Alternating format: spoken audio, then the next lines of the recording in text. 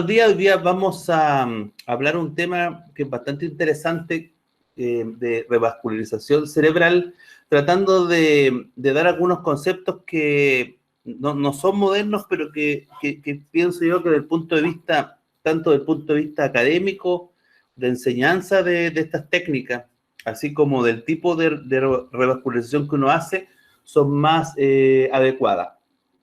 Normalmente nosotros conocemos, ¿no es cierto?, bypass que se llaman de bajo flujo, de alto flujo, y en realidad se ha visto al medir el flujo de los diferentes tipos de injertos y tipos de vasos dadores, se ha visto que, por ejemplo, aquellos que son llamados de bajo flujo, clásicamente el bypass temporosilviano, a veces pueden dar un flujo alto, definido como alto, 80, 100 cc. Y muchas veces una arteria radial con una anastomosis extraintracraneana desde el cuello puede dar 30, 25 cc, es llamado de alto flujo, pero en realidad dar un flujo bajo. Así que desde ese punto de vista existe otra definición que ha sido preconizada por el doctor Fadi Charbel de Chicago, que habla más bien de generaciones de bypass. Y en ese sentido tendríamos, para comenzar, ¿no es cierto?, 3 generaciones de bypass, porque, bueno, hay autores como Lawton que hablan de una 4ª generación de bypass, que yo no comprendo muy bien de qué se trata, lo he tratado de entender. Más bien tiene que ver como aspectos personales de tratar de clasificar las cosas más allá. Mi conflicto de interés, ¿no es cierto?, y comenzar diciendo que la neurocirugía vascular moderna tiene varios neurocirujanos muy importantes desde el punto de vista de su desarrollo, de la primera generación que podríamos decir que son aquellos neurocirujanos que incorporaron la microscopía como un elemento importante para poder desarrollar la neurocirugía vascular, y la que vamos a hablar ahora, que es la de neurocirugía de revascularización cerebral. Es muy conocido Charles Drake, ¿no es cierto?, que es un neurocirujano que trabajaba en London, Ontario, en Canadá, que podríamos decir que el padre de la neurocirugía vascular de la fosa posterior, fue el que ha amasado la serie más grande de aneurismas de circulación posterior tratado. Por supuesto, el doctor Yazergi, ¿no es cierto?, que trabajó en Zúrich, luego en Arkansas, un neurocirujano turco, que fue el que comenzó, ¿no es cierto?, con la revascularización cerebral, y de hecho el primer bypass que él hizo fue un bypass entre la arteria temporal superficial y la arteria cerebral media, un bypass conocido como bypass de bajo flujo, pero en realidad corresponde a la primera generación de bypass, que fue la primera que se realizó. Y podemos ver, ¿no es cierto?, por lo tanto, que nuestra historia de los bypass cerebrales ya es una historia de medio siglo, de más de 50 años. O sea, no es una técnica nueva, es una técnica que nosotros tenemos que modernizar para poder acceder a las indicaciones más precisas para dicha técnica. Y por el lado japonés, ¿no es cierto?, tenemos varios neurocirujanos destacados, y a mi modo de ver, el neurocirujano más destacado, porque en realidad es el que formó a los neurocirujanos que en este momento son la 3ª generación de esos neurocirujanos, doctor Sentaro Ito, un neurocirujano de Akita, que el año 1982, desafortunadamente, a una corta edad, falleció por un traumatismo encefalocraneano, pero que él a esa altura de su carrera ya había descrito todas las técnicas de revascularización cerebral que nosotros usamos el día de hoy, incluso las técnicas intracraneanas, side to side, y realmente era un neurocirujano extraordinario. Lamentablemente, como les cuento yo, su historia fue corta, pero sus discípulos, el doctor Kamiyama principalmente, que es aquel que ha desarrollado todas las tijeras y los instrumentales de microcirugía, le sobrevivió, ¿no es cierto?, y a través de los discípulos, que es una de las cosas más importantes, que es la enseñanza y la formación, ¿no es cierto?, de nuevas generaciones, ha permitido que esta neurocirugía llegue a nuestro tiempo, a nuestras manos, y desde el punto de vista personal, a mí me ha cambiado muchísimo la filosofía con la cual hago la neurocirugía vascular, principalmente los últimos 5 años. En mi hospital se hizo el primer bypass cerebral de 2ª generación, o conocido antiguamente como bypass de alto flujo, o bypass con interposición de injerto extraintracraneano, que es lo mismo. Se hizo en el año 1994, lo hizo el jefe de vascular, que es el doctor Patricio Loaiza, que en este momento él está retirado, ¿no es cierto? Y él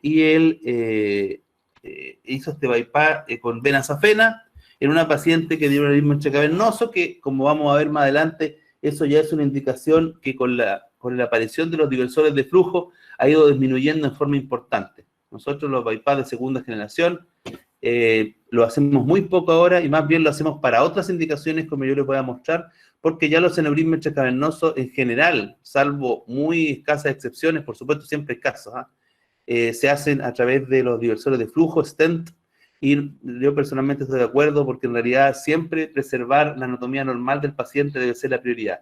Cuando uno no puede preservar esa anatomía normal, uno recurre al bypass cerebral cuando hay que reemplazar flujo. Cuando hay que aumentar flujo, como vamos a ver, que son principalmente los bypass de primera generación, ahí indudablemente que el bypass tiene un rol que nada más puede hacer, que es crear colaterales para el paciente para mejorar la perfusión de su cerebro. Yo en el año 1998 tuve la suerte de hacer un fellow con el doctor Evandro Oliveira, quien le gustaba mucho el bypass cerebral, y con él me introduje al tema, ¿no es cierto?, de la revascularización. Él utilizaba en esa época venasafena, y yo tuve la suerte de escribir 2 trabajos, uno en portugués, ¿no es cierto?, y uno en castellano, que lo publiqué en Chile, sobre el uso de bypass con el grupo que trabajaba con él en esa época, el doctor Elder, el doctor Wen, y en ese sentido aprendí rápidamente que la técnica quirúrgica, cómo lo hacía, cómo pasaba el injerto por debajo del zigoma, lo cual protegía el injerto, pero en realidad me di cuenta que el uso de venasafena tenía varias dificultades. Primero, que había que dejar el paciente anticoagulado. Segundo, que la vena era de gran tamaño. Y además, desde el punto de vista filosófico, me parecía que usar una vena para las funciones de una arteria no me dejaba cómodo. Así que cuando yo llegué a Chile, y esto para los residentes, ¿no es cierto?, que están escuchando ahora, después de 6 años de neurocirugía, yo llegué al año 1999, en febrero, y recién en mayo del 2005, hice el primer bypass de segunda generación con injerto de radial, en una paciente con aneurismas múltiples y un tumor de hipófisis, que la paciente había que tratarla y tenía una carótida con un aneurisma intracavernoso que no permitía el tratamiento del tumor de hipófisis, y además tenía múltiples aneurismas. Y, sin embargo, yo utilicé arteria radial. Durante los años que estuve en Chile, antes de hacer el primer bypass, que estuve practicando en el laboratorio y estuve realizando neurocirugía vascular, yo saqué la estadística, tenía operado 400 aneurismas cuando hice el primer bypass, porque uno neurocirujano que sea solamente bypass, yo creo que ahora recién uno podría pensar en eso por el advenimiento, ¿no es cierto?, del isquemia cerebral aguda. Pero en la época cuando yo estaba, que en realidad el isquemia cerebral aguda no tenía tratamiento, sino que solamente uno observaba a esos pacientes con accidente cerebrovascular y no hacía nada excepto una descompresiva, en realidad no tenía sentido como un neurocirujano que solamente hiciera bypass. Ahora yo creo que eso ha adquirido más sentido para principalmente, ¿no es cierto?, los bypass de primera generación para isquemia cerebral. Y en esa época aprendí con los cirujanos de cabeza y cuello, con los plásticos que hacen estos injertos vascularizados, ¿no es cierto?, el uso de la arteria radial. Y me pareció que era mucho más lógico el utilizar una arteria radial para poder utilizar arteria con arteria, pero que tenía el problema principal del largo de la arteria. Y en mi país, que la gente por biometría no es muy grande, también el diámetro de esa arteria. En general, una arteria menor de 25 milímetros tiende a dar problemas desde el punto de vista de trombosis porque es muy chiquitita. Pero en general la arteria radial anda cerca de ese diámetro, afortunadamente. De hecho, ¿por qué ocurre ese problema? Porque la arteria radial es un injerto que no está vivo. Es un injerto que tiene 2 suturas, y la arteria en realidad es un injerto muerto porque uno que tiene que sacarla. La arteria temporal superficial de primera generación es mucho mejor porque es un injerto vivo. La arteria está viva, tiene toda su circulación, y esta arteria solo requiere una sutura, que es la sutura distal. Por lo tanto, existe un fenómeno que ocurre en los bypass de primera generación o de bajo flujo, que no ocurre en los bypass de radial, que es la maduración del bypass, ¿ya? La maduración del bypass ocurre porque en realidad este está vivo, y uno, en general, nosotros, por lo menos yo utilizo y siempre enseño la sutura separada, con puntos separados, porque eso permite que la boca anastomótica con el tiempo vaya creciendo, y uno lo ve principalmente en isquemia cerebral, cómo los bypass al largo plazo van creciendo y permiten que, por lo tanto, el bypass vaya dando el flujo que el paciente necesita.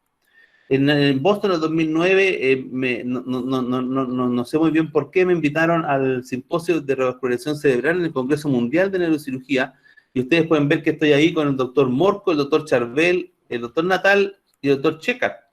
Y en realidad yo no entendí muy bien por qué lo hicieron. Yo tenía muy pocos bypass en esa época. Probablemente fue para contrastar con los otros neurocirujanos que están conmigo ahí, que tienen muchísima experiencia, para hacer ver el hecho de que en realidad, bueno, en algún momento yo lo dije al doctor Checa, que hablaba él de que los bypass tenían que hacerlo solo neurocirujanos que tenían que tuvieran muchos casos, etcétera. Yo le comentaba a él que en realidad todos los neurocirujanos comenzaron con un bypass. No hay nadie que haya comenzado con 100 bypass. Entonces, es fácil, ¿no es cierto?, para uno. Yo, por ejemplo, ahora tengo 150. Es fácil decir para mí que un neurocirujano con menos de 100 bypass no debe hacer bypass. Pero resulta que yo también partí con 1, 2, 3. Entonces, en realidad, lo que hay que preocuparse es de hacer bien la técnica y de prepararse bien. Y todos tenemos que comenzar en algún momento. Eso es muy importante, sobre todo para la gente joven. Esto requiere mucha preparación, requiere mucho entrenamiento y conocimiento, pero siempre se parte con 1, nadie parte con 1000. Y lo otro también es la gente que a uno le da la oportunidad de desarrollarse, ¿ya? Yo he tenido la suerte de tener muy buenos amigos neurocirujanos, gente de más experiencia que yo, gente con mejores contactos que yo, como el doctor Francisco González Llanos, que está aquí, que es un neurocirujano de gran experiencia en vascular de España. Él se ha formado con Spetzler, con todos los neurocirujanos destacados, conoce a Dolen, conoce a Rokuya, por supuesto, Tanikawa en Japón. Él en realidad tiene un conocimiento y ha estado con la mayoría de los neurocirujanos destacados del mundo. Y él, cuando nos conocimos en 2013 en San Luis, me dio la oportunidad, él vio lo que yo mostraba, yo mostré mis bypass cerebrales y él me dio la oportunidad de mostrar mi experiencia en España y me ayudó posteriormente a presentarle en los Estados Unidos. Es una persona muy generosa. Aquí tenemos también al doctor Rokuya Tanikawa, que es la tercera generación después del doctor Sentaro Ito. Y este es el doctor Kamiyama, que es el genio que desarrolló las tijeras, ¿no es cierto?, los aspiradores, un gran cirujano. Estamos hablando de una persona que en la década de los 80 hacía bypass venoso, reconstrucción de arterias coroideas anteriores, reconstrucción de seno sigmoide, una neurocirugía que hasta el día de hoy, uno cuando lo ve, es realmente extraordinario. Es difícil de creer todo lo que ellos ya hacían en la década de los 80. Y nosotros recién estamos tratando de darle empuje a esta técnica en el siglo XXI. Y por supuesto, el doctor Michael Lawton, que está ahí al lado izquierdo, que también es un excelente neurocirujano. Él hace mucho bypass, principalmente para reconstrucción vascular, ¿no es cierto?, en aneurisma. Por eso es que a él le gusta mucho el bypass de tercera generación y ha descrito el bypass de cuarta generación. Porque en realidad no es para aumentar flujo, sino para reemplazar el flujo de los pacientes.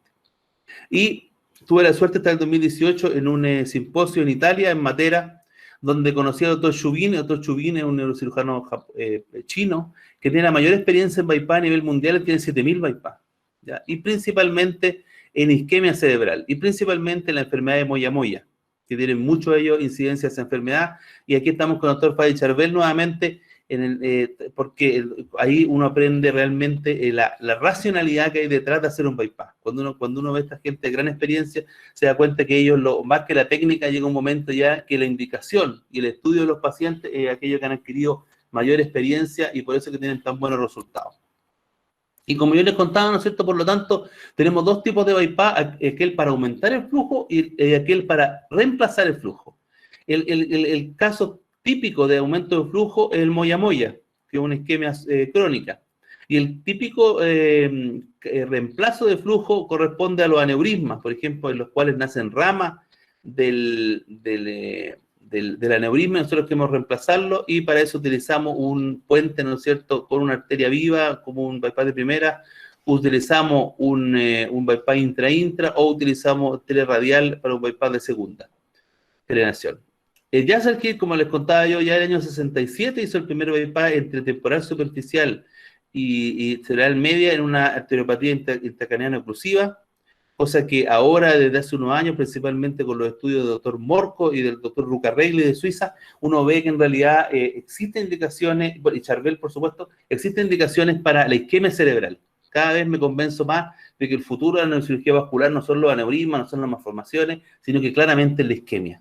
Y lo hemos visto por el renacimiento que ha habido del manejo del stroke. Desde el año 2013 se iniciaron los primeros estudios, ¿no es cierto?, fuertes para la trombectomía endovascular en stroke, del año 2015 se demostró la importancia de la trombectomía endovascular. La ventana para la isquemia era 4.5 horas con el TPA, ¿no es cierto? Y actualmente para la trombectomía endovascular existe ya una ventana de 24 horas y de 16 horas dependiendo del volumen del núcleo del infarto y la zona de penumbra.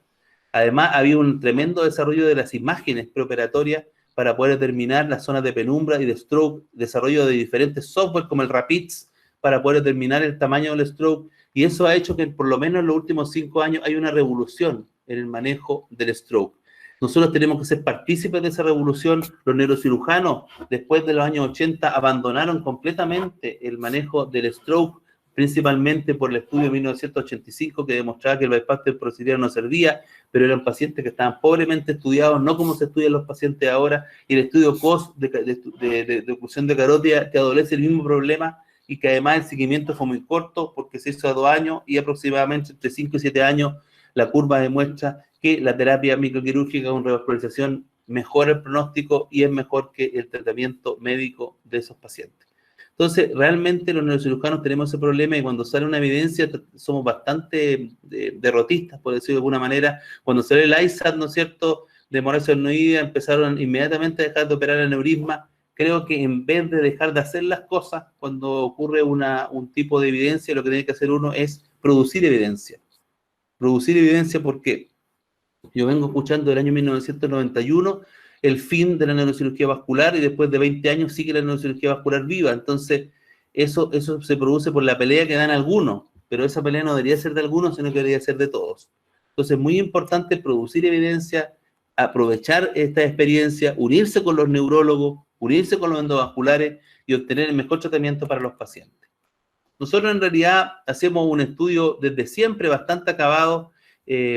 Yo he tenido la suerte de que antes de que se produjera toda esta revolución del stroke, a mí me ocurrió una trombosis intraoperatoria espontánea en un paciente, que la podemos ver después otro día jueves, en el manejo de la isquemia cerebral, que es un tema muy interesante, isquemia cerebral por los neurocirujanos, que es un tema que tenemos que refrescar. Y conocí la perfusión CT antes de que se usara como estándar para el stroke. Nosotros usábamos perfusión CT hace muchos años atrás para principalmente el vasoespasmo en hemorragia adenoidea. Entonces, tanto la angiotomografía, que nosotros operamos el primer aneurisma solo con angiotomografía el año 2002, hace 18 años, y nosotros en escasos pacientes usamos angiografía preoperatoria. La mayoría de los pacientes lo operamos solo con angiotomografía y los controlamos con angiotomografía, porque está demostrado que, bueno, que es muy similar a la angiografía. Evidentemente que hay casos que se hacen angiografía 3D porque es el estándar, y las malformaciones arteriovenosas son un buen ejemplo también, que hay que hacer angiografía, pero en realidad los aneurismas comunes y corrientes nosotros utilizamos angiotomografía, lo cual permite al paciente pasarlo desde la sala de tomografía inmediatamente a quirófano y resolver un aneurisma roto, por ejemplo. Entonces, desde siempre nosotros empezamos a utilizar la perfusión, incluso cuando los mismos neuroradiólogos decían que la perfusión no era buena para ver zonas de penumbra, etcétera, y que era mejor la resonancia. Eso ha cambiado en los últimos años, y ahora el estándar para manejo del stroke es la perfusión y la angiotomografía, que permite determinar la oclusión de vasos principales y con eso indicar la trombectomía endovascular. Entonces, las cosas cambian, las cosas son fluidas. Nosotros hicimos el primer simposio de isquemia cerebral manejada por neurocirugía el año 2012 en un congreso de neurología. Y yo hablé en esa época que en realidad la ventana de 4.5 horas era una ventana artificial, inventada. En realidad lo que importaba eran las colaterales de los pacientes, ¿ya? Y en esa época, bueno, fui tildado de que estaba loco, que eso era imposible, que después de las 4.5 horas las complicaciones eran inaceptables. Y la misma gente que me criticaba en el año 2012 ahora anda dando conferencias, ¿no es cierto?, del manejo del stroke las primeras 24 horas. Por eso les digo yo que esto es muy fluido, lo mismo que los corticoides, por ejemplo, en médula, que primero había que ponerme metilprednisolona, que después no había que poner, que después había que poner de nuevo. Entonces resulta que al final la evidencia es muy interesante, hay que saber leer los artículos, pero la experiencia y el conocimiento es fluido y va cambiando. Eso es muy importante. Lo digo porque, principalmente para aquellos que cuando quieren hacer una técnica, ven cuántos papers hay y si esa técnica es aceptada. Uno no tiene que ver eso. Uno tiene que tener la convicción de que lo que está haciendo está ayudando a los pacientes. Eso es lo más importante. En cuanto a la indicación de bypass, ¿no es cierto? En los pacientes jóvenes nosotros hacemos una indicación universal, o sea, le hacemos bypass a todos aquellos pacientes en los cuales vamos a sacrificar un vaso. independiente que toleren el test de oclusión, independiente, ¿no es cierto?, de que uno crea que el paciente va a tolerar bien. ¿Existen excepciones? Existen excepciones. Cuando yo tengo un paciente que tengo que certificar la carótida y que le hago un test de oclusión con balón y tiene una gran comunicante posterior y una gran comunicante anterior, esos pacientes yo no los revascularizo. Porque en realidad tienen, si yo le pongo un bypass a ese paciente, no le voy a aportar una nueva colateralidad que sea útil. Sin embargo, si tengo un paciente que tolera el test de oclusión y que presenta solo una comunicante, por ejemplo, solo comunicante anterior o solo comunicante posterior, a esos pacientes yo le hago bypass principalmente de bajo flujo o de primera generación, porque el paciente tolera el test de oclusión. ¿Para qué? Para que el paciente tenga un polígono de Willis de verdad. Nosotros le creamos un polígono de Willis competente, porque el paciente no tiene un polígono de Willis competente.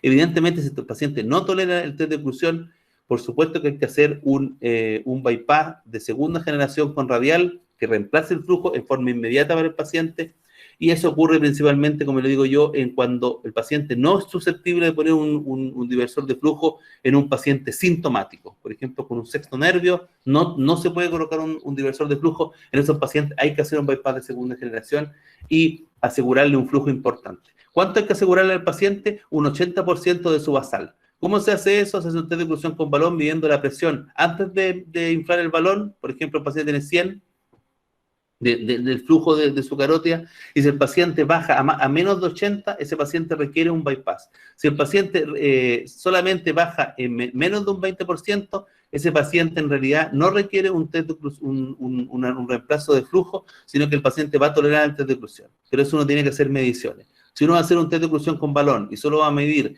la diferencia en segundos entre la llena de un hemisferio del otro y solamente va a medir la presencia de comunicantes, yo le aconsejo en realidad seguir esta filosofía, ¿no es cierto?, de si el paciente tiene un delay de menos de 2 segundos, tolera bien clínicamente durante media hora, a pesar de hacer hipotensión, ese paciente, si tiene solo una comunicante, yo le aconsejo que de todas maneras, aunque sea un paciente de más de 60 años, plantear la posibilidad de hacer un bypass temporosilviano que prácticamente no tiene morbimortalidad y que le va a ayudar a ese paciente. Entonces, como les digo yo, las indicaciones hay que discutirlas en el centro que uno está y con quién está.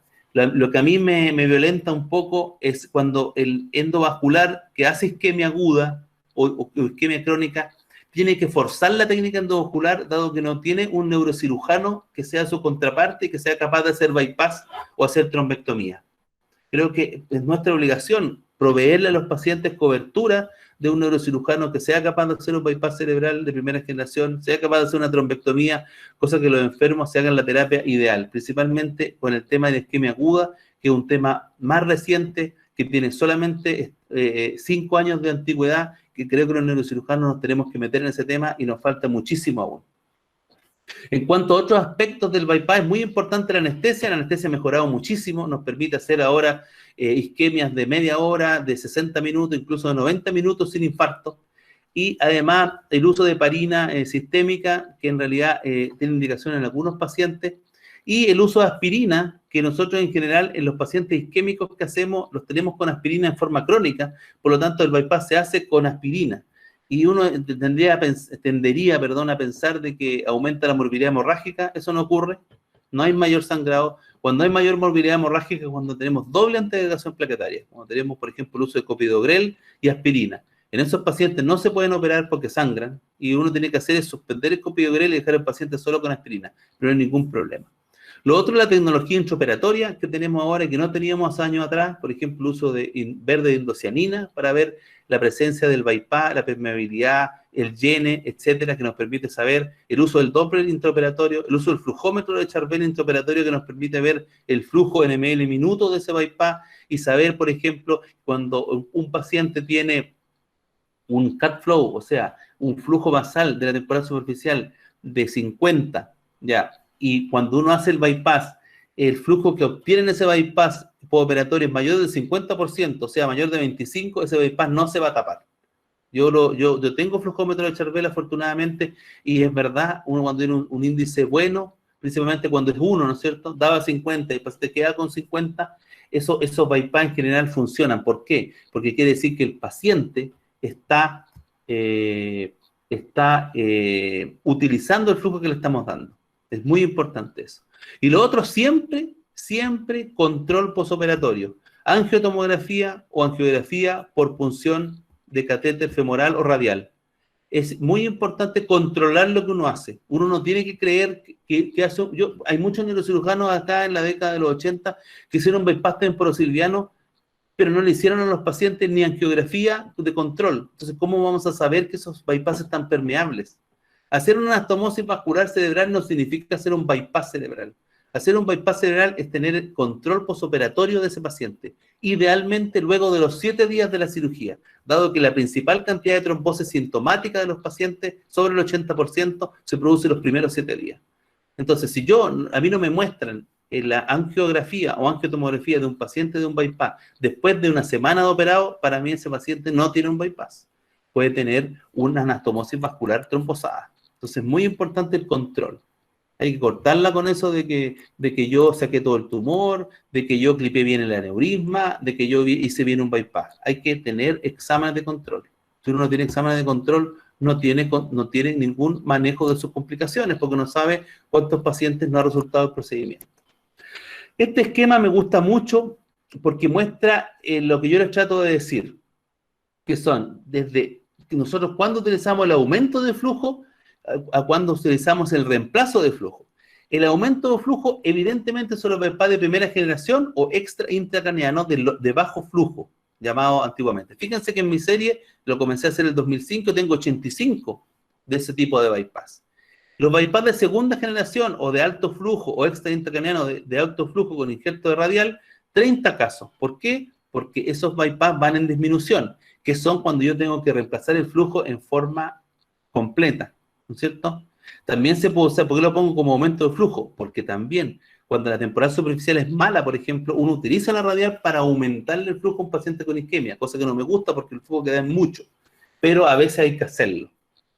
Se produce edema cerebral, se produce un cuadro que se llama hiperflujo, que es muy raro, pero se produce, lo he visto en algunas ocasiones, que hay que bajarle la presión al paciente.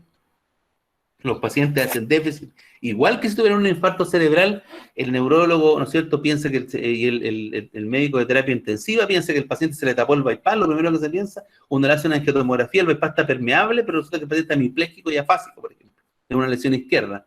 Eso es un hiperflujo. Lo que hay que hacer con ese paciente es bajar la presión a niveles sobre 70, pero menos de 100. Si ustedes bajan la tensión arterial media menos de 70, el bypass se trombosa. Entonces, este tema de los bypass es bastante delicado y hay que mantener una serie de parámetros para que esto funcione. Y por fin, al final tenemos los bypass de tercera generación que son intracraneanos, que son in situ, que cada vez tengo más. ¿Por qué? Porque es un bypass que uno tiene que hacer cuando tiene más experiencia. Por eso me gusta primera, segunda y tercera generación. Creo que es la secuencia que debe seguir el cirujano en su aprendizaje de los bypass para poder tener buenos resultados. Siempre comenzar con primera generación, seguir con segunda y finalmente hacer los bypass intra-intra, que son la mayoría de las veces para reemplazar el flujo. ¿Por qué? Porque yo puedo utilizar un bypass de primera o de segunda para hacer lo que hace uno de tercera. Ustedes me entienden. Por ejemplo, yo tengo 2 picas y tengo que tapar una pica. Yo puedo hacer un bypass de primera generación, occipital pica, y reemplazar esa pica. Pero también puedo hacer una de tercera, un bypass pica-pica, side to side. El pica-pica es más difícil, tiene que ser hecho cuando se sacrifica la pica de menor tamaño y además, si el bypass no funciona, voy a perder las 2 picas. Entonces, si yo voy a partir haciendo revascularización de pica, mejor hago un occipital pica. Por ejemplo, si yo tengo un paciente con un aneurisma gigante comunicante anterior que no puedo reconstruir las pericardiosa, puedo hacer un bypass A3A3, side to side. Pero también puedo hacer un bypass temporal superficial A3. Entonces, puedo hacer un bypass de primera en vez de uno de tercera. Pero no puedo hacer uno de tercera para aumentarle el flujo a un paciente. Existen excepciones que no se lo puedo decir, que son muy rebuscados, pero en general esa es la gracia. La gracia es que tener ciertos pensamientos para poder seguir en el desarrollo del bypass. Vamos a dar algunos ejemplos para ir terminando, ¿no es cierto?, para entender estos conceptos. Los bypass de primera generación, conocidos como bypass de bajo flujo, creo que es el bypass que todo el neurocirujano vascular debe hacer. Creo que uno se puede llamar neurocirujano vascular cuando es capaz, ¿no es cierto?, de tratar toda la patología vascular y es capaz de hacer un bypass de primera generación. Hay alguien con el micrófono abierto, haciendo ruido.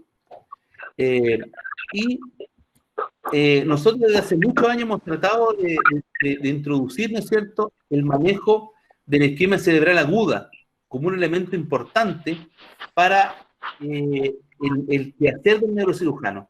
Porque en este momento los neurocirujanos en isquemia cerebral aguda solo hacemos craneotomías compresivas. Ese es nuestro rol, ¿ya? Y nosotros tenemos que mejorar ese rol. Hay un micrófono abierto y se escucha ruido. Y incluso creamos diferentes indicaciones, ¿no es cierto?, para bypass cerebral de urgencia, cuando ha fallado, por ejemplo, la trombectomía endovascular, que se está haciendo muchísimo en stroke, y que esos pacientes, cuando falla la trombectomía endovascular, en este momento no se está haciendo una terapia posterior. Existe la posibilidad de hacer bypass de urgencia, se hace de hecho, y cuando nosotros tenemos, por ejemplo, hipoperfusión cerebral en pacientes luego de la ventana de terapia que existe hasta hoy. Por ejemplo, pacientes que tienen hipoperfusión y que tienen una isquemia de 72 horas. Entonces uno dice, no, ese paciente ya está fuera de la terapia aguda, ya no se puede hacer una terapia endovascular, pero el paciente no está fuera de terapia. Esos pacientes se pueden hacer bypass si aún existe zona de penumbra, porque ahora tenemos exámenes y tenemos software como el RAPID que nos pueden mostrar, por ejemplo, que hay una zona de penumbra cerebral que no está respondiendo a la terapia médica. Y cuando, por supuesto, no hay terapia endovascular presente, que es el gold estándar en este momento en el manejo de la isquemia aguda. ¿Por qué? Porque en este momento la neurocirugía solo hace craneotomías descompresivas cuando hay un infarto maligno cerebral media. Ese es nuestro rol hoy. Pero nosotros podemos tener un rol tanto en la embolectomía, cuando la terapia endovascular no está disponible o falla, y también incluso cuando hay zona de hipoperfusión, como les digo, el bypass cerebral. Entonces, hay que completar el rol del neurocirujano en el manejo de la isquemia cerebral aguda, y para eso están los bypass de primera generación. Esto hay un neurocirujano chileno que yo se los mostré ahí, que es el doctor José Luis Cuevas, que fue fellow mío, que trabaja en Puerto Montt, una ciudad que queda a 1000 kilómetros al sur de Santiago, que tiene mucha experiencia en el manejo de isquemia cerebral aguda. Él escribió el primer artículo que tratamos de publicar. Él insistió en Puerto Montt en el manejo del stroke junto con los neurólogos en los pacientes. Ya había buen diagnóstico y no existía la posibilidad de terapia endovascular, y escribió en su trabajo de ingreso a nuestra sociedad el tratamiento neuroquirúrgico de la isquemia cerebral. Yo les recomiendo que por favor lean ese link. Este trabajo resume de la manera mejor que yo he visto en la literatura y con experiencia chilena, ¿no es cierto?, latinoamericana, el manejo futuro de la isquemia cerebral desde el punto de vista del neurocirujano, publicado ya hace 3 años. Y es muy importante como él también puso este algoritmo. Fíjense ahí, esto estamos hablando de noviembre de 2016, o sea, muchos años atrás ya existía el concepto en José Luis Cuevas del manejo integral del stroke. Esto se hace en alguna parte del mundo, porque ustedes dicen, no, porque la típica respuesta que uno no es que esto no lo hace nadie. Eso es falso. El doctor Rokuya Tanikawa en Japón, en Teichinkai, en Sapporo, ellos hacen el manejo desde el año 2013 del stroke con embolectomía neuroquirúrgica, con bypass de urgencia, y desde el año 2015, por el nuevo gold estándar de terapia endovascular, se hace una terapia combinada. Es un centro en el cual se le puede ofrecer al paciente este algoritmo que nosotros estamos mostrando, una terapia integral. Eso ya se hace en Japón desde el año 2013. Entonces nosotros realmente, yo diría que estamos bastante atrasados. Principalmente, ¿por qué? Porque nosotros seguimos mucho la literatura europea y anglosajona, en la cual en la americana hay muy pocos neurocirujanos que se dedican a la isquemia, pero son neurocirujanos importantes que cada vez están levantando más labor, ¿no es cierto?, a la luz de los resultados. El doctor Morco, el doctor Charbel son los principales en Estados Unidos dedicados a la isquemia, y en Europa el doctor Luca Regli, ¿no es cierto?, de Zurich, que incluso está haciendo en este momento un trabajo de justamente bypass de primera generación de urgencia en stroke agudo, que es una cosa pionera, porque va a venir de Europa, por lo tanto vamos a tener buena evidencia de eso. El problema de la evidencia japonesa es que muchas veces no tenemos acceso a ella. Yo tengo acceso a ella porque he ido desde el año 2015 todos los años a Japón a aprender, y excepto este año por la pandemia, por supuesto, y ahí me entraron los conceptos, y porque además yo, como les contaba, el año 2011 ya tuve que hacer la primera trombectomía en un paciente. Ya en el año 2013, el 1 de enero, hice la primera trombectomía microquirúrgica en un stroke. En esa época aún no existía la terapia endovascular como por estándar, y logramos destapar la carótida en una paciente, cosa que era impensada, y realmente desde el punto de vista técnico incluso no es muy complejo. y nosotros hicimos el primer simposio de manejo neuroquirúrgico de la isquemia cerebral en Santiago, en la clínica en la cual yo trabajo, con el doctor Luis Contreras, que es mi socio ahí, y logramos juntar a toda la gente, a casi toda la gente más importante que se dedicaba a la isquemia cerebral. Juntamos a Chubín, Rocuya, el profesor Natal, también gente joven que nos acompañó, que es Luis Contreras, que trabajo con él, el doctor John Olave, ¿no es cierto?, Marco Cherulo de Argentina, bueno, este es el doctor Pablo Rubino, que es un experto en recuperación de Argentina, Francisco González Llano, Fadi Charbel, Jack Morcos. Yo invité también a Peter Barcozzi y Luca Regli, pero ellos dos no pudieron concurrir porque estaban en periodo de vacaciones en Europa, pero lo bonito es que esto fue en julio, ¿no es cierto?, del año 2019, hablamos de trombectomía microquirúrgica, hablamos de bypass de urgencia, y se hizo un simposio en Zúrich el 2020, en enero de este año, donde se habló de los mismos temas, organizado por Luca Regli, y los coordinadores de ese simposio eran los mismos neurocirujanos que estuvieron conmigo en Chile. O sea, nosotros realmente estamos en este momento en un punto de quiebre en lo que es la recuperación cerebral en neurocirugía. Creo que por eso que es muy importante hablar de este tema, porque el campo que existe en este momento para los bypass cerebrales va a ser cada vez más. ¿Por qué? Porque cada vez más se va a manejar mejor de manera la isquemia cerebral. Y este es un estudio que salió publicado hace poco, que se ven los nombres más importantes, ¿no es cierto?, en recuperación cerebral de historia. Por supuesto que Tanikawa tiene una tremenda experiencia. Me parece que Shu está muy chiquitito porque Chubin tiene 6.000 bypass.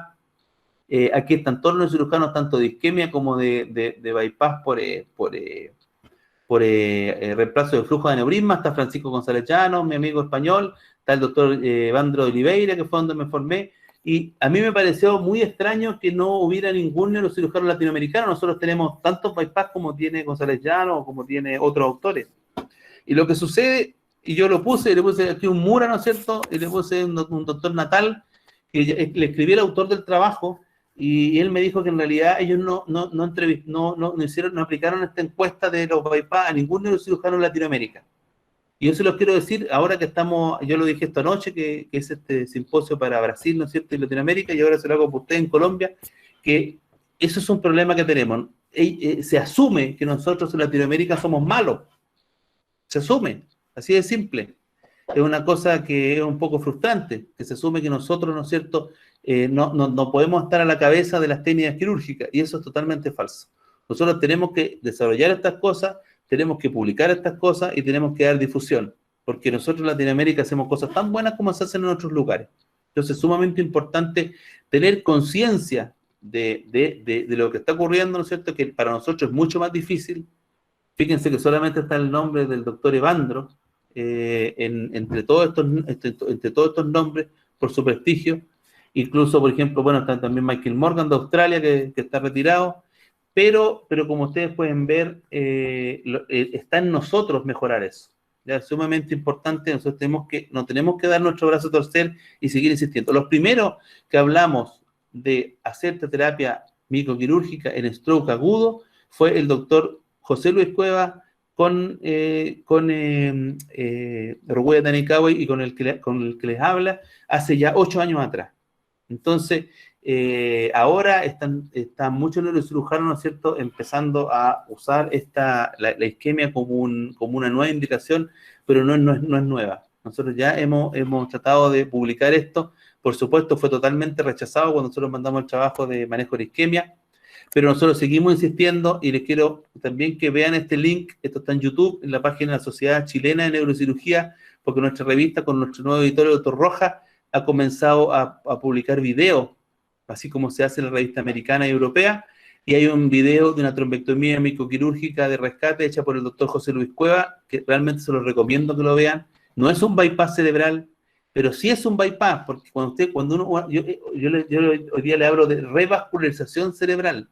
La revascularización cerebral, en la cabeza de uno como neurocirujano se meten solo los bypass, pero la revascularización también es destapar una arteria, y de hecho ese es el concepto que usan los neurólogos y los endovasculares. Revascularizan con stent, revascularizan cuando hacen una trombectomía en un stroke. Nosotros también podemos revascularizar.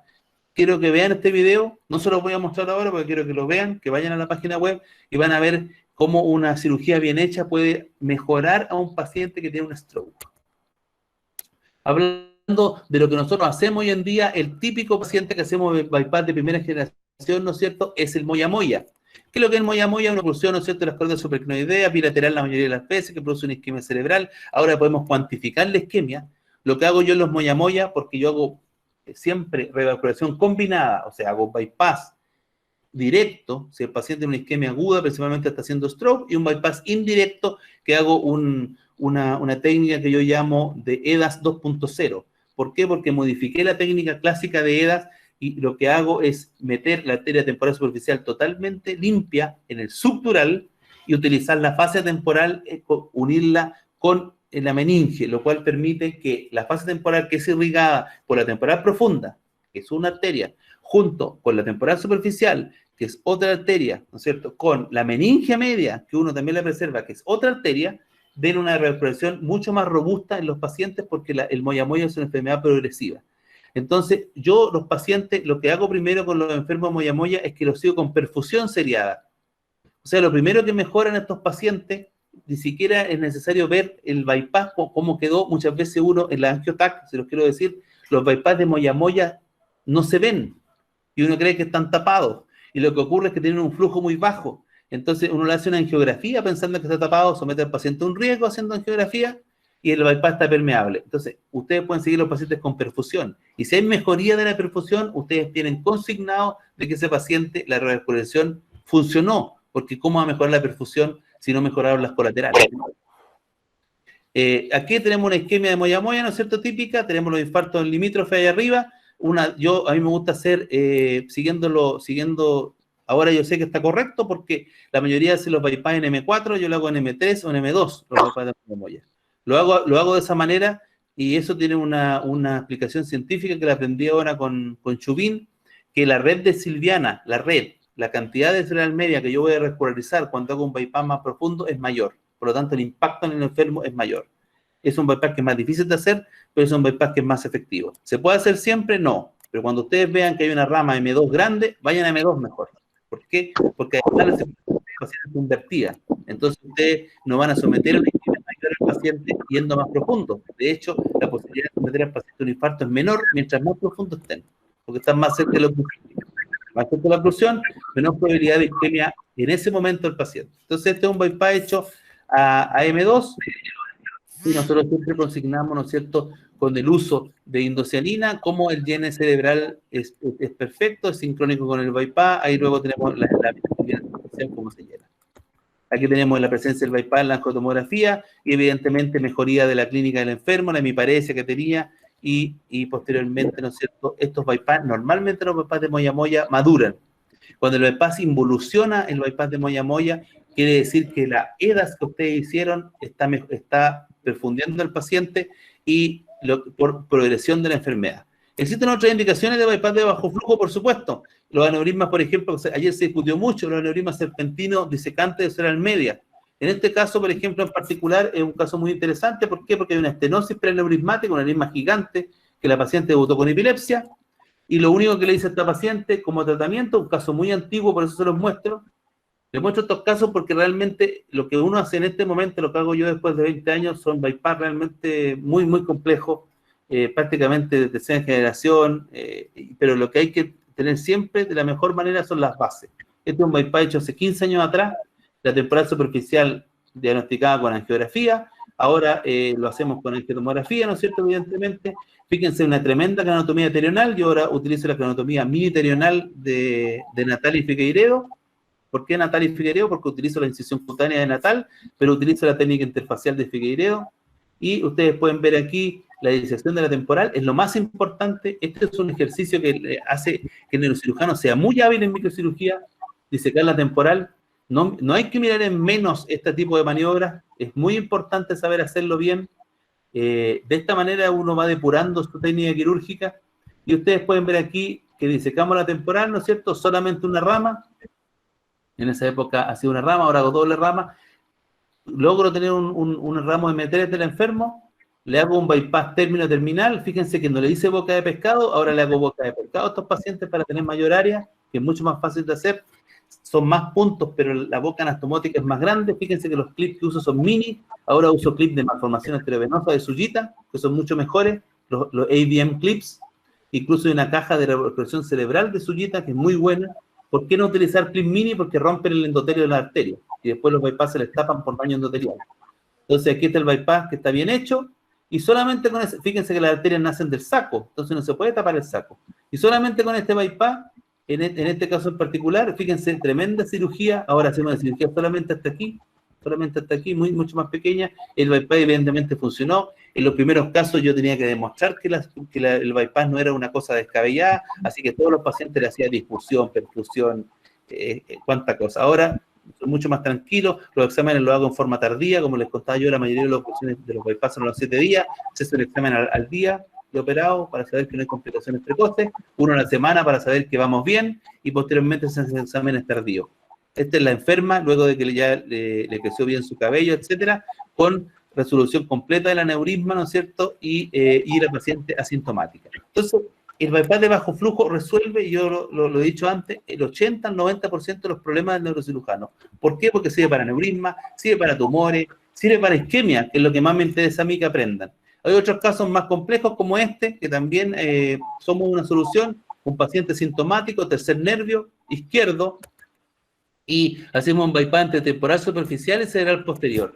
Es un bypass difícil, usando técnica de Drake, subtemporal, es el que está disecando el cuarto nervio, se corta la arteria cerebral posterior en P2, y se le hace un bypass también entre temporal superficial y P2. Es un bypass difícil de hacer, pero no es imposible de hacer. ¿Se fijan? Hay un concepto muy interesante que lo voy a comentar más tarde, que es la reproducibilidad. A mí me interesa que las cosas sean reproducibles, yo quiero que todos hagan todas las cosas, pero también es importante saber que uno tiene que ofrecerle siempre al enfermo una alternativa e intentar hacer lo mejor posible. Lo único que yo sé que no puedo hacer es lo que yo intenté hacer y no me resultó. Si yo no lo intento, no puedo saber si lo puedo hacer o no. Esta enferma mejoró completamente su tercer nervio, y ustedes pueden ver en la angiotomografía de control cómo la temporal superficial llega aquí está la zona de sutura, y llena la cerebral posterior. Entonces, es muy bonito poder ayudar a los pacientes y poder resolver. Aquí está ella con su lindo ojo, ¿no es cierto?, que mejoró el tercer nervio, y el aneurisma fue resuelto. También en aneurismas disecantes súper complejos, como aneurismas disecantes de la pica, aneurismas disecantes de la vertebral con hemorragia, que son muy difíciles para endovascular, porque uno quiere colocar un stent, tienen riesgo de resangrar. Existe la alternativa microquirúrgica. ¿Se puede hacer un bypass de tercera generación? Se puede. Lo más recomendable cuando uno tiene menos experiencia es hacer primero un bypass occipital pica, mucho mejor, que le va a servir para isquemia además, y dejar el de tercera cuando uno ya tenga más de 50 bypass hechos, cosa que ya tenga mucha experiencia.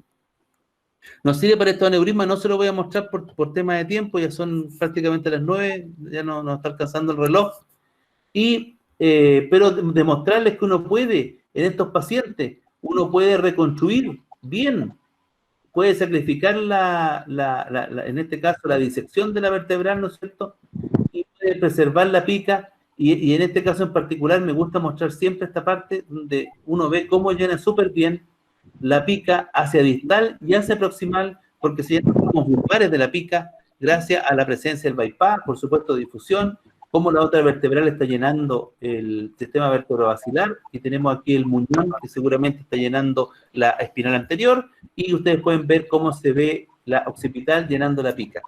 El bypass occipital pica, como ustedes ven aquí, es una muy buena alternativa para revascularizar la fosa posterior, e incluso para revascularizar la cerebral media cuando no tenemos temporal superficial.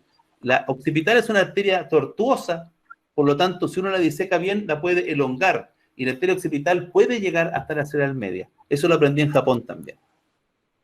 Bueno, este otro paciente que les mostraba yo de la disección de la pica, este bypass no es difícil de hacer, es un bypass más fácil que el temporal superficial, pero el acceso es muy importante porque es un bypass más profundo. Como sutura es más simple, pero es más profundo, ¿ya? Y aquí también el llene se proximal del bypass para poder llenar el tema de las arterias perforantes del bulbo, porque aquí hay que sacrificar un segmento de pica importante, y a mí me interesa que el paciente no haga una isquemia vulvar. Entonces, es muy importante que ustedes vean cómo el bypass llena hacia distal, y aquí ustedes ven la presencia de suero, ¿no es cierto? Pero cuando yo saco el strip temporal, se llenan las arterias vulvares a través del bypass. Entonces es muy importante. ¿Por qué? Porque estos bypass ustedes pueden demorarse media hora, 45 minutos, porque no tienen territorio perforante. Nosotros lo hacemos en la asa caudal de la pica, que es un territorio que no tiene perforante. Por lo tanto, no hay isquemia de perforante. Y ustedes en ningún momento tienen isquemiado el tronco. Cuando ustedes sueltan el bypass, el tronco se llena bien y ahí pueden tratar el aneurisma. Lo mismo pasa con la cerebral media. Siempre hacer bypass distales. ¿Por qué? Porque los bypass intra, muchas veces ustedes tienen isquemia de perforante, entonces tienen que ser cirujanos más rápidos. Bueno, aquí están los dos pacientes, ¿no es cierto? Diferentes diagnósticos, pero igual tratamiento. Y el bypass de segunda generación es un bypass que se utiliza principalmente porque ustedes tienen que sacrificar un gran vaso. Ya sea en forma profiláctica, por ejemplo, este aneurisma, cuando hay un aneurisma muy grande, este aneurisma, por ejemplo, yo pensé que hice un bypass profiláctico porque tenía malas comunicantes a este paciente, un aneurisma grande de oftálmica, pero fíjense que cuando le hago el angiotac de control al paciente una semana de tratado, al principio estaba todo bien, pero una semana de tratado la carótida se había tapado por el clipaje. Pero el bypass que yo le hice profiláctico, que el paciente tenía una temporal superficial muy mala, así que yo le hice con radial, se transformó en un bypass definitivo. Entonces, es muy interesante que uno cuando tenga la duda de una isquemia, haga un bypass, porque uno puede ser que después de un bypass que uno hizo solamente para la cirugía, después le sirve para toda la vida al paciente.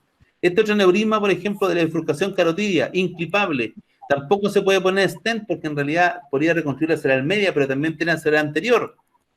Este paciente le hice un trapping, y ustedes pueden ver aquí la angiografía de control, en la cual la carótida llena la oftálmica, la carótida del otro lado llena las dos pericallosas, y el bypass de radial llena la cerebral media. A este paciente no le puse temporal superficial, porque como no tiene una temporal superficial buena, y me pareció que el flujo que necesitábamos era mayor, porque además yo solamente cerré carótida y cerebral anterior. Yo necesitaba que el bypass llenara además en forma retrógrada las perforantes del paciente. Se fijan que se ven aquí. Entonces, eso es muy importante entender para poder hacer. Y finalmente, de nuevo, que les voy a machacar mucho este tema, la isquemia. La isquemia también tiene indicación un bypass de segunda generación de alto flujo. Por ejemplo, este paciente tiene una disección de carótida bilateral, en la cual hay una oclusión de la carótida izquierda y una oclusión del 50% de la carótida derecha de más de una semana de evolución. Este paciente no tiene opción endovascular. Es un paciente que la terapia médica con droga vasoactiva lo mantenía asintomático, bajaba las drogas vasoactivas y el paciente comenzaba con afasia y hemiparesia. En este paciente, que es un paciente que no hay una publicación que diga que este paciente tiene indicación quirúrgica, pero es evidente que este paciente con un bypass puede mejorar su perfusión cerebral y además si se llega a disecar la carótida derecha el paciente se muere, fecha que si uno le hace una bypass al lado izquierdo, uno puede salvar y si se tapa la carótida derecha puede hacer incluso un bypass al lado derecho. Entonces, este paciente, ¿qué le hicimos? Un bypass, que es un paciente que operamos junto con el doctor José Luis Cueva, que es un paciente de él, que le hicimos un bypass de alto flujo y le reemplazamos la carótida izquierda con un bypass y el paciente totalmente asintomático desde el primer día postoperatorio, solamente tomando aspirina. El paciente antes del procedimiento estaba anticoagulado, totalmente con droga vasoactiva y sintomático. O sea, la neurocirugía es una alternativa en la isquemia cerebral. Y también existe la doble revascularización, o sea, podemos usar bypass de primera con segunda generación. Este niño tenía este aneurisma enorme que la rama temporal izquierda precoz nacía del saco. Si bien es cierto, uno podría hacer un stent para tratar el grueso del aneurisma, existe el problema del efecto de masa y existe que el problema es que esta arteria lo más probable es que se tapara. La microcirugía puede reconstruir ambas.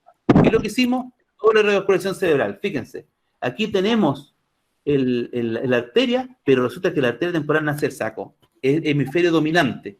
Y les quiero contar que este enfermo es mi único paciente que es doctor.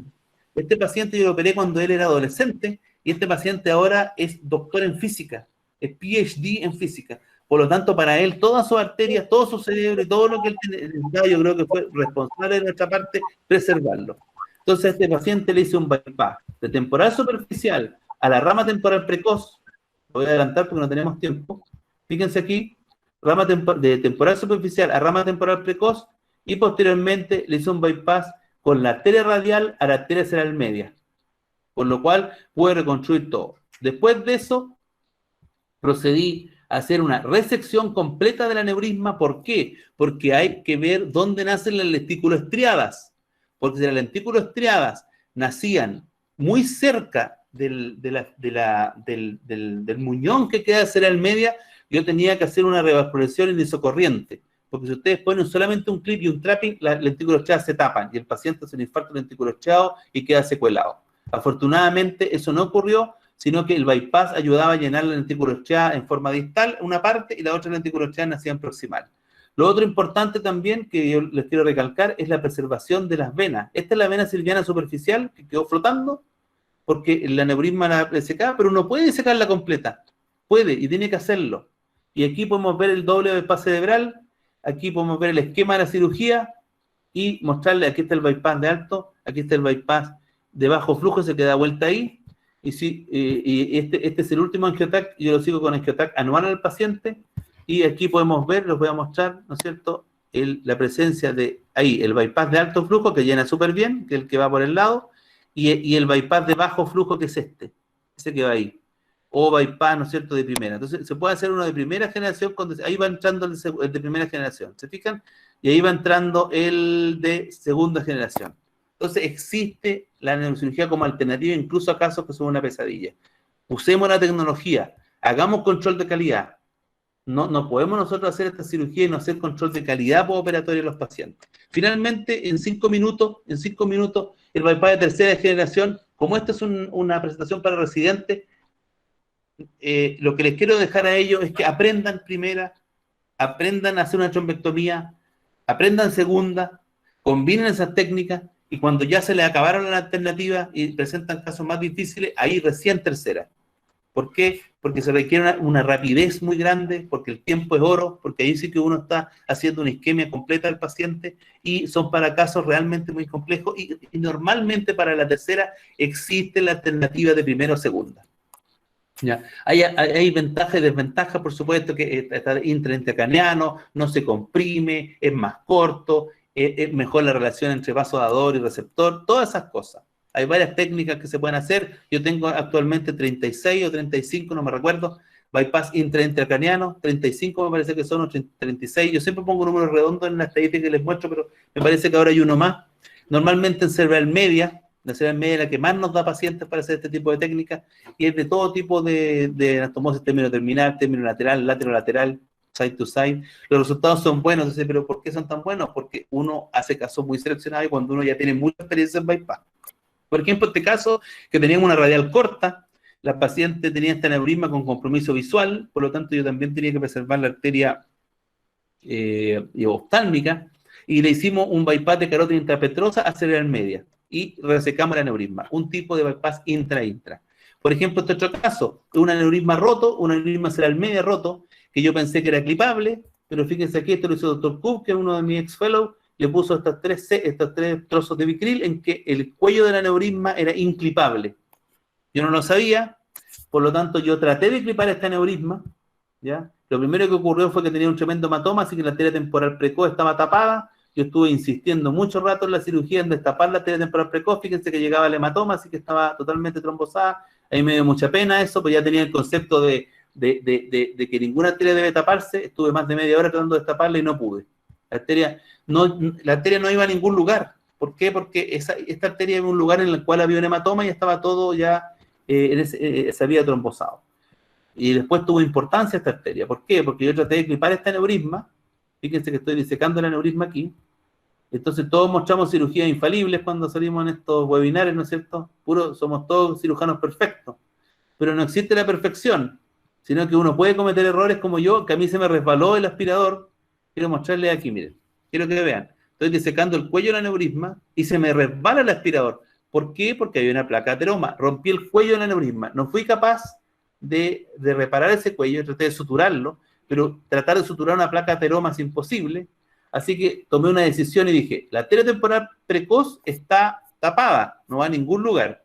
Puedo usar la de arteria dadora, y la arteria frontal voy a tener que cortarla porque no la puedo reparar. Entonces le hice un bypass de arteria temporal superficial, de arteria temporal precoz, intraintracraneano al ramo frontal, y posteriormente tomé la decisión de resecar completamente el aneurisma y hacer un bypass M1, M2. ¿Por qué? Porque las perforantes están proximales. Estoy haciendo un bypass distal. Y finalmente logré reconstruir con 2 bypass intraintracraneanos todo el territorio de la arteria cerebral media.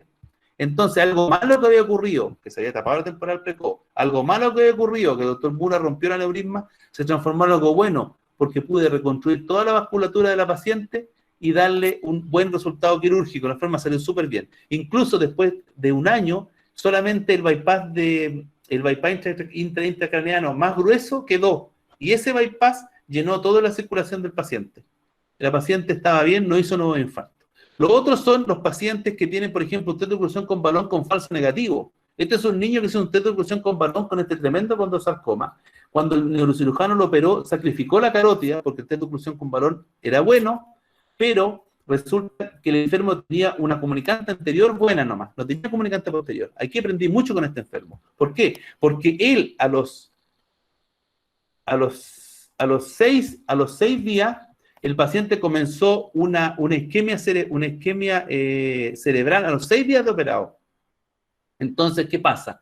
A los 6 días de operado comenzó con isquemia. No vamos a hacer nada, me dijeron, ya está tapada la carótida, la radial de los niños es súper corta, así que no podemos usarla. Y dije, no, vamos a destapar la carótida. Me dijeron, no, pero si no se va a destapar, si lleva 6 días. Uno no sabe si algo va a suceder, a menos que lo intente. Así que yo fui a la fosa media, corté el segmento de carótida que estaba coagulado, y al abrir la carótida se abrió en forma inmediata, así que pusimos un injerto entre carótida intrapetrosa y carótida clinoidea. Y este niño salió con su secuela, por supuesto que tenía un infarto ya, pero no progresó.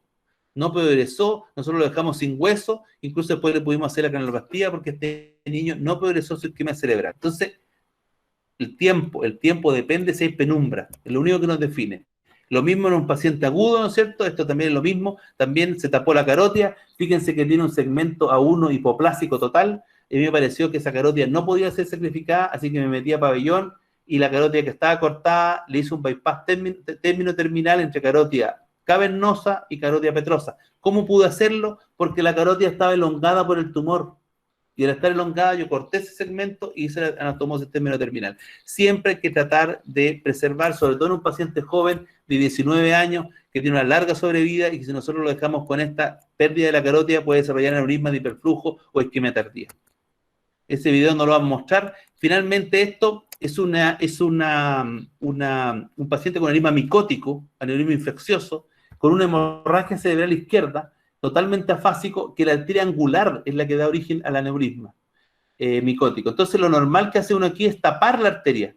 Pero ¿cómo lo va a tapar la arteria angular a un paciente? Si le tapa la arteria angular, le va a dejar una fase de Wernicke, va a quedar con una secuela definitiva. El paciente no va a tener ninguna posibilidad de rehabilitación.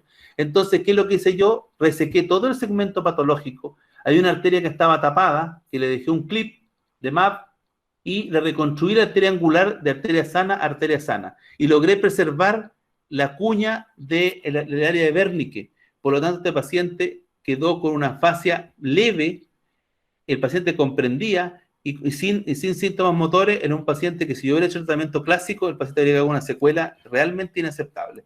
Entonces, uno tiene que innovar, uno tiene que pensar caso a caso. No saca nada con aplicar el paper que dice que hay que tapar todos los aneurismas micóticos, porque existen excepciones.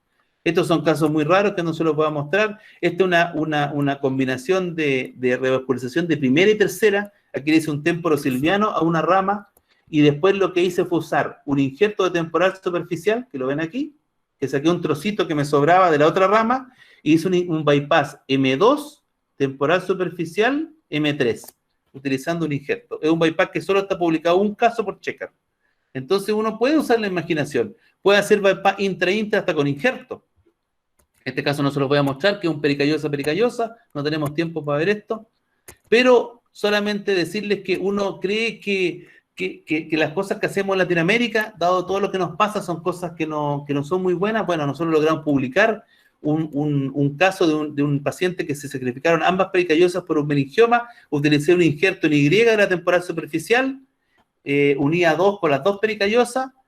Aquí ustedes pueden ver la angiotomografía preoperatoria, donde están las dos pericariosas envueltas, y aquí como puse el injerto en Y, llené las dos pericariosas, y nosotros lo publicamos en una revisión de Lotton. Tuve la suerte de ser nombrado, aquí está el doctor Mura, ¿no es cierto?, 2013, y lo más interesante, cuando se hizo una revisión de todos los bypass con injerto, ¿no es cierto?, intracraneano, que lo hizo Michael Lotto con Rocuya, ¿no es cierto? Y unos autores chinos, o sea, unos autores de gran experiencia, se buscaron todos los bypass intra con injerto, se hizo una clasificación, la 1A, 1B, 2A y 2C. Les quiero contar que la 1B, que es solo un caso, y que fue ilustrado en el trabajo, es mi paciente, que es un bypass intracanal con injerto que es único en el mundo, se ha hecho una sola vez, ya nadie más ha publicado uno igual.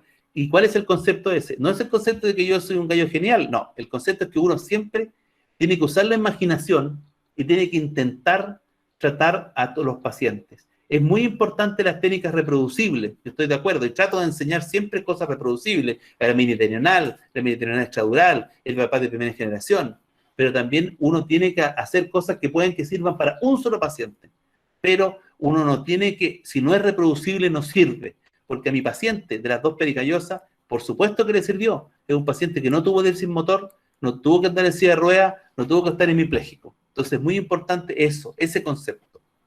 Por supuesto, la circulación posterior también existe, los aneurismas disecantes ya se los mostré, el bypass side to side de PICA también se puede utilizar, en este caso lo utilicé, ¿por qué?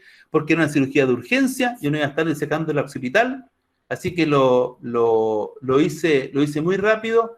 Aquí ustedes pueden ver cómo la pica del lado de este lado llena las dos picas, es un bypass que es un poco más difícil de hacer, pero no es imposible de hacer.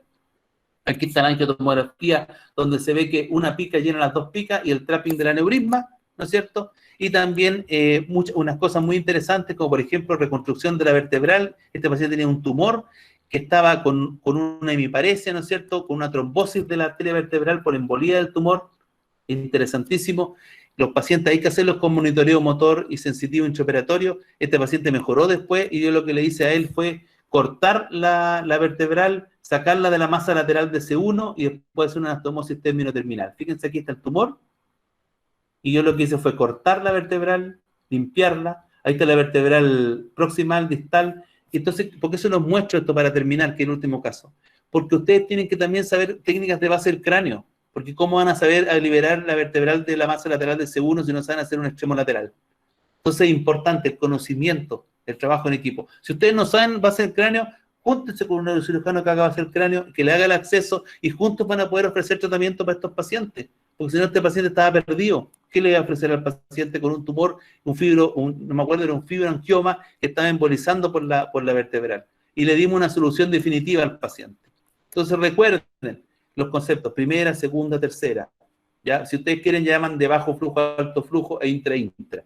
Y una cosa es aumentar el flujo y otra cosa es reemplazar el flujo. Para mí, mucho más interesante aumentar el flujo porque tiene que ver con la isquemia cerebral.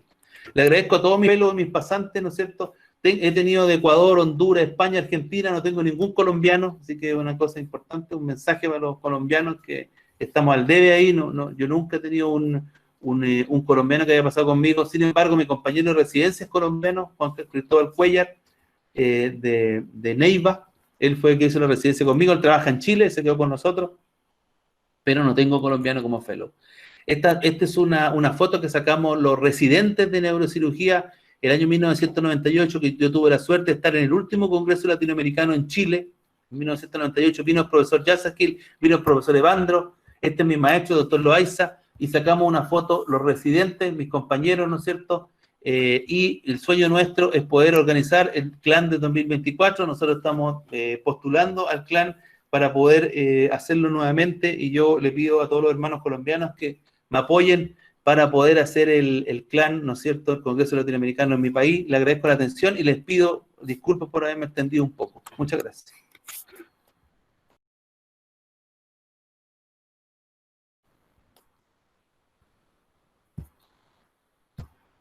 Mura, muchísimas gracias. Con el advenimiento de la terapia endovascular, yo quisiera saber cómo hacen en su país, porque los terapistas endovasculares siempre tienen una solución para todo. Ojalá que aquí algún terapista endovascular nos refrescara más sobre esto. ¿Y usted qué opina de, o sea, cómo hace usted para hacer bypass teniendo terapistas allá? Bueno, yo creo que lo principal es darse cuenta que la terapia endovascular, primero quiero decir que no es nueva. Los coils son del año 1991, o sea, estamos hablando de 30 años, ¿no es cierto? Los stent tienen aproximadamente, deben tener unos 15 años, y los flow diverters, no sé, tendrán un 7, 8 años, 5 años, no sé, 5 años, por ejemplo. Entonces no estamos hablando de terapias nuevas.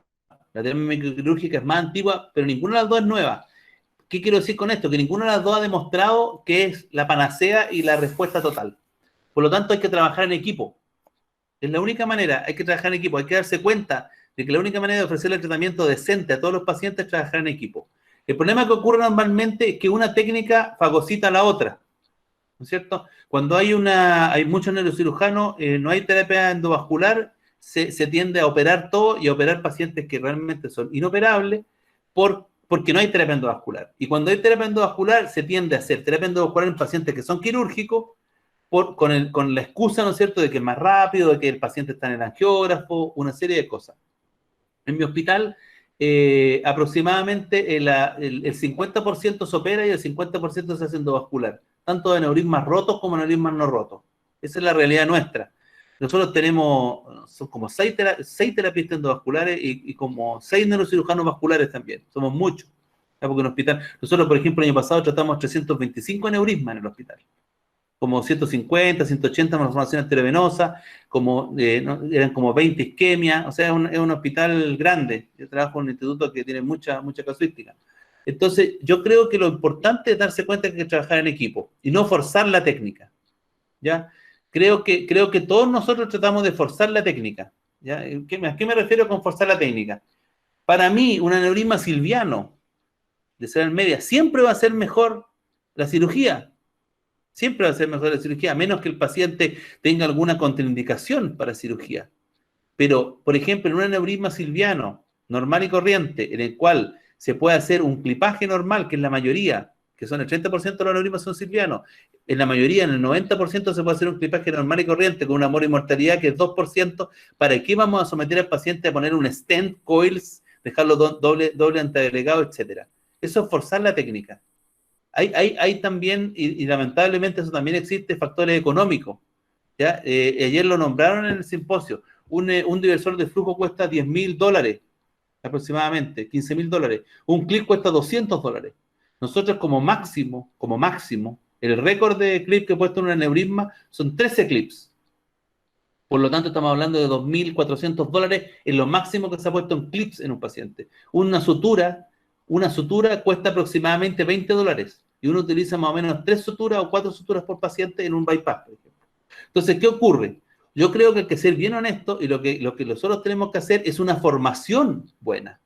Tenemos que formar muy buenos cirujanos vasculares y muy buenos terapistas endovasculares. Porque yo sí estoy de acuerdo que si nosotros vamos a tener un terapista endovascular bien formado y la contraparte para él va a ser un neurocirujano que no es vascular, un neurocirujano que no está formado en patología vascular y con una morimortalidad, por ejemplo, en un silviano de 20%, bueno, ahí la morimortalidad de los diversores, que es aproximadamente 11, 12%, se justifica en ese centro en particular forzar la terapia endovascular. Pero a mí me parece que la clave es trabajar en equipo, es tener la honestidad de que, por ejemplo, el aneurisma intracavernoso es mejor el endovascular. La honestidad de que en circulación posterior, en general, es mejor la terapia endovascular, ¿no es cierto? Pero también hay que tener la honestidad de que si el paciente tiene síntomas por efecto de masa, es mejor la cirugía. Si el paciente tiene un aneurisma de la arteria cerebral media, es mejor la cirugía. Si el paciente tiene una isquemia de más de 24 horas, es mejor hacer un bypass a ese paciente de primera generación. Pero lo importante es discutir, es hacer una discusión sana, es hacer una cosa que sea. Por ejemplo, en el caso mío, el servicio de neurología intervencional es aparte del servicio de neurocirugía. Ellos pueden tomar sus decisiones. Hacemos una reunión conjunta una vez por semana. Y, por ejemplo, la semana pasada, yo normalmente, hace mucho que no veo un aneurisma intracavernoso, porque todo se les pone diversor. Pero hubo una paciente, viste, la semana pasada con 5 aneurismas, que yo habían tratado ya de terapia endovascular, la mayoría de los aneurismas, trataron de poner un diversor de flujo al lado derecho y no se pudo. Y me llamó el doctor Sordo, que es el terapista endovascular, que es neurocirujano, me dijo: esta paciente nosotros no pudimos hacerle el diversor de flujo, tiene síntomas de ese lado, un sexto nervio, y la paciente fue enviada a mí para que yo le haga un bypass de segunda generación. Lo que tiene que ocurrir es que tiene que haber confianza. que el endovascular sepa que el neurocirujano no puede ayudar. Lo mismo pasa en stroke. ¿Qué es lo que sucede hoy? Todos saben que cuando se hace una trombectomía endovascular tiene un nivel de éxito muy alto, 80, 90%, ¿no es cierto? Pero no 100. Van a haber pacientes que tienen indicación de destaparse y no se puede. Entonces, ¿qué es lo que le sucede al endovascular? Como no hay ningún neurocirujano que él sepa, que trabaja con él y que pueda hacer una trombectomía microquirúrgica, pasa el stent una vez, 2 veces, 3 veces, 4 veces. Todos sabemos que mientras más veces pasamos, la posibilidad de complicaciones es más alta, ¿no es cierto? Porque se fragmenta el trombo, hay embolías distales, es mucho más difícil. Pero si el endovascular supiera, como ocurre, por ejemplo, en el centro donde está José Luis Cueva, o donde estamos nosotros, ¿no es cierto? Que el endovascular sabe que si él no puede, hay alguien que puede hacer una cirugía de ese paciente, por último, un bypass de urgencia, él hace lo que él mejor puede, pero él sabe que y que tiene un socio al lado que lo puede ayudar con la terapia microquirúrgica. Entonces, lo que sucede en este momento, que lo que yo creo, que nosotros, los neurocirujanos microquirúrgicos, tenemos que formarnos mejor. Tenemos que tener la mente más abierta y tenemos que participar, no solamente de la patología hemorrágica, no solamente de los aneurismas, las malformaciones, ¿no es cierto?, sino que tenemos que también estar envueltos en el manejo de la isquemia. Ser los socios de los endovasculares, los socios de los neurólogos para poder ofrecer un tratamiento digno y de la mejor forma posible al 100% de los pacientes. Muchas gracias, doctor Mura. ¿Alguno tiene algún comentario, alguna pregunta para el doctor?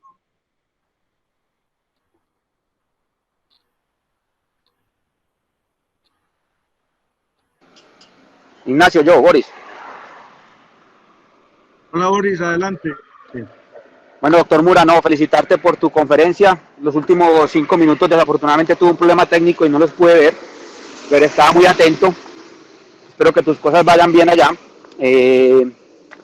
Me parece muy importante todo el tema del evento isquémico, cómo el doctor Mura de una u otra forma nos está nuevamente motivando a la comunidad neuroquirúrgica a que enfrentemos este problema desde el lado neuroquirúrgico. Es un campo que hemos perdido. Se lo dejamos durante muchos años al manejo médico, al manejo por neurología, pero como bien decía el doctor Mura, en los servicios de urgencias, al médico que llaman de primera línea, generalmente es un neurocirujano. Entonces, como de manera articulada tenemos que empezar a ganar nuevamente ese terreno del evento isquémico.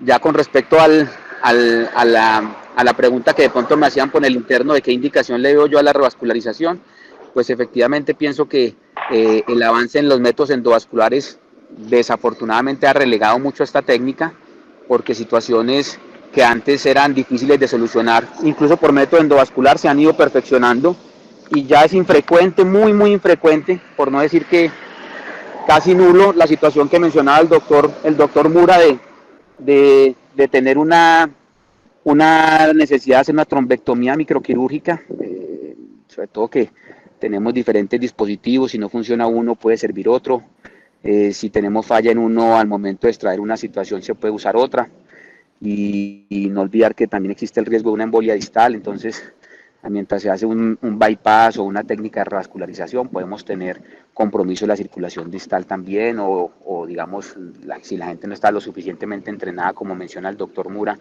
pues la rapidez y la duración del procedimiento se puede extender demasiado y sería más favorable poder contar con esa opción endovascular si está disponible. Pero indudablemente queda como abierto todo ese tema. Yo los invito muy posiblemente en 8 días. Hubo un cambio de programación para pero podemos tocar el tema del evento cerebrovascular y el rol del neurocirujano para su solución. Entonces, nuevamente felicitar al doctor Mura, muy buena presentación. Obviamente se recalca el tema del entrenamiento, el tema de la dedicación, de la pasión que él le pone a sus pacientes y que un neurocirujano vascular debería tener. Muy bueno el llamado a la capacitación, a la preparación, y que podamos, como dice él, trabajar en conjunto y definir la mejor opción para el paciente. A ver. Gracias, Boris. Yo tengo una pregunta para Boris. Boris. Sí, doctor, lo escucho, lo estoy escuchando. Dime una cosa, porque oí que un director de flujo vale $10.000. ¿Aquí también? ¿O cuánto es el valor? ¿Me la repite, por favor, doctor? Qué pena que se tiene eco.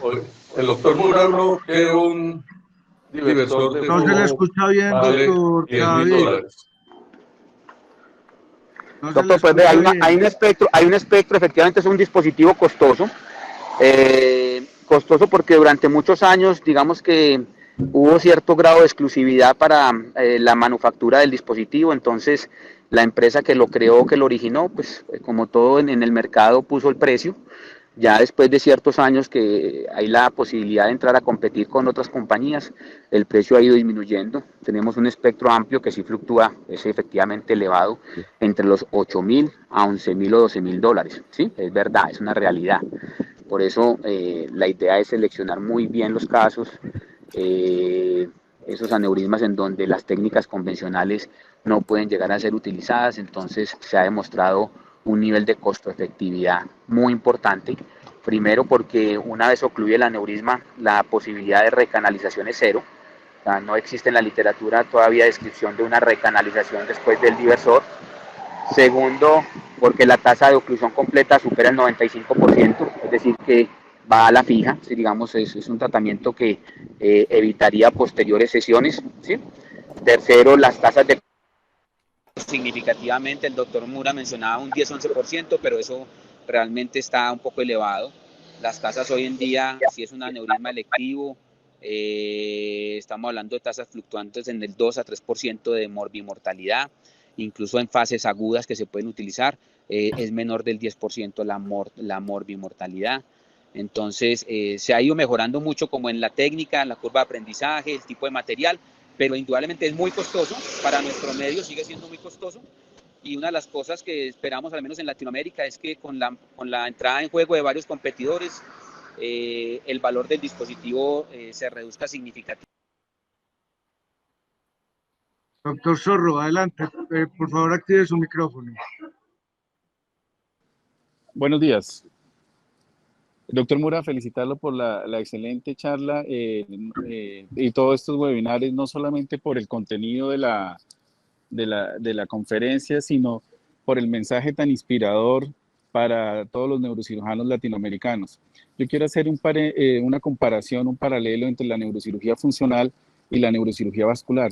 En la neurocirugía funcional se hizo muchísima casos de cirugía de Parkinson hasta 1968, cuando apareció la carbidopa-levodopa, y prácticamente que la cirugía funcional desapareció no solamente a nivel mundial, pero con la persistencia, con el tesón de los neurocirujanos funcionales se reintroduce, y hoy por hoy es son cirugías ampliamente utilizadas a nivel mundial.